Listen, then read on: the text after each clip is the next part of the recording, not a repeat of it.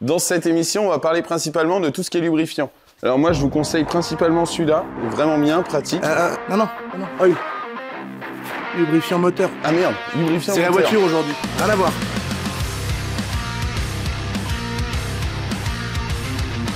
Émission Racing, Rock and Roll Garage, nouvelle vidéo sur les fluides.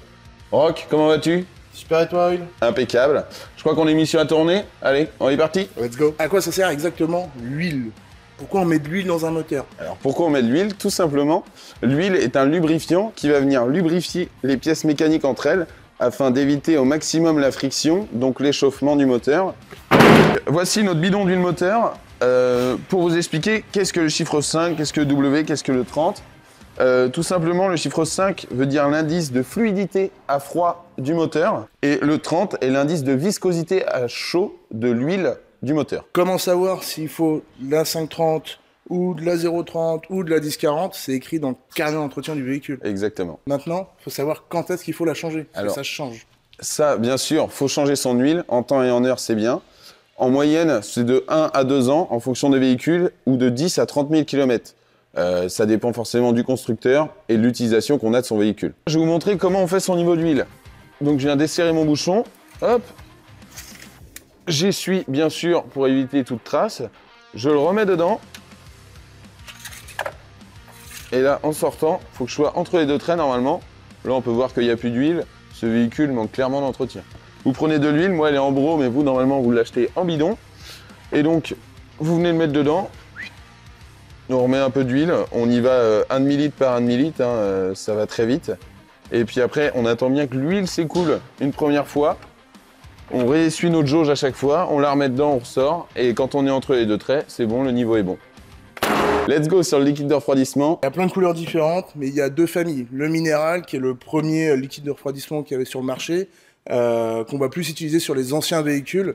Aujourd'hui, les véhicules modernes ont besoin d'un liquide de refroidissement organique. Il y a plus d'additifs, c'est plus adapté aux véhicules modernes. On ne pourra pas mettre un minéral dans un véhicule moderne. Il y a des températures à respecter, donc il y a du liquide de refroidissement qui va... Celui-là résiste à moins 35, celui-là à moins 30.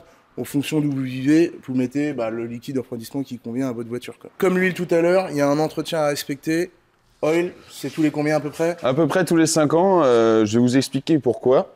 Tout simplement parce que ce liquide va se charger en humidité et à force de tourner va perdre ses propriétés d'anticorrosif et donc va abîmer prématurément l'intérieur du moteur. Tout son circuit, c'est passer par le radiateur pour prendre de l'air frais et se refroidir, et après il va passer dans les parois du moteur pour bien refroidir le moteur, pour pas qu'il y ait de surchauffe et de joint de culasse et plein de problèmes, quoi. Quand on voit ce logo-là sur un bouchon, c'est le liquide de refroidissement. Comment faire mon niveau de liquide de refroidissement? Je vais regarder juste ici, sur ce moteur-là, c'est un bocal transparent, donc on peut voir à travers le niveau. Et pareil, je vais venir à froid toujours pour ouvrir, remplir de liquide de refroidissement avec le même qu'il y a déjà dans le moteur. Je vais prendre ce liquide de refroidissement, moi je l'ai dans un bro, mais vous allez sûrement l'acheter comme ça, et je vais en mettre tout simplement dans mon récipient.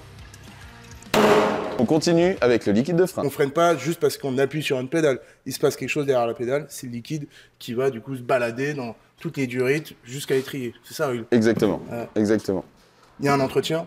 Il y a forcément un entretien. Tous les 2 ans, c'est préconisé par le constructeur de changer son liquide de frein. Pourquoi il faut le changer? Car elle se charge en humidité et l'humidité provoque déjà une sensation spongieuse car l'eau n'est pas compressible, contrairement au liquide de frein. Et donc une moins bonne efficacité au freinage et forcément plus de risques sur les routes. Et quand il est chargé en humidité, il va devenir marron. Quand un liquide de frein est marron, il faut le purger, il faut changer tout ça. Donc quand on voit ce logo-là, c'est le liquide de frein. Donc là, on peut voir qu'il y a un niveau minimum et un niveau maximum. Il faut se situer entre ces deux niveaux. Et quand le changer, c'est quand il devient marron. Et là, on peut voir qu'il est bon à changer, je crois. Donc je vais reprendre du liquide de frein avec ma seringue pour pouvoir le remplir. Entre-temps, bien sûr, je l'ai vidangé. Et je vais pouvoir refaire mon niveau jusqu'au maxi, sans oublier qu'après, il faudra faire une purge. On continue sur l'huile de transmission. C'est un peu comme l'huile moteur, si j'ai bien compris. Presque Ça sert pas. à limiter la friction, éviter l'échauffement, et est-ce que la pièce fonctionne bien? C'est ça, Il y a un entretien, forcément. c'est-à-dire, Une vidange, ouais, tous les combien? tous les 100 000 km à peu près. Alors, pourquoi c'est important de la changer aussi, cette huile? Car on ne peut pas faire le niveau. Donc, on est obligé de faire une vidange pour être sûr du niveau.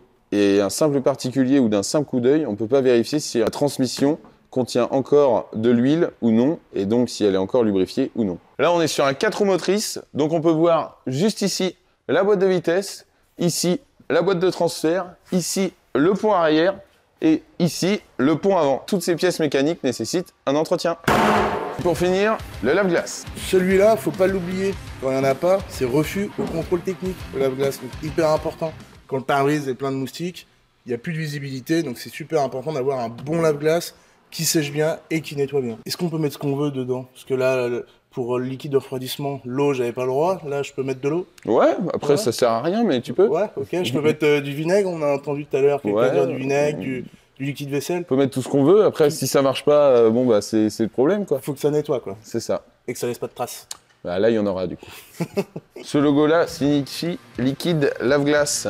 Voilà comment ça se présente. Maintenant il n'y a plus qu'à le remplir à cet endroit là. Et puis on va remplir jusqu'à ce que ça déborde. Bah là je viens à peu près de mettre déjà 5 litres et franchement le véhicule était pas très bien entretenu à première vue. Et là on a le plein, il n'y a plus qu'à refermer le bouchon. Bon, les fluides, On a vu, on a fait le tour. Ouais, on va tout checker. Et là, nous, on va prendre la route. D'ailleurs, celle-là, on en fait quoi, la petite T-Rex? Bah, je pense qu'il faut rester connecté, on risque de la faire gagner très prochainement. Si vous la voulez, il faut nous jouer. suivre. Allez, salut!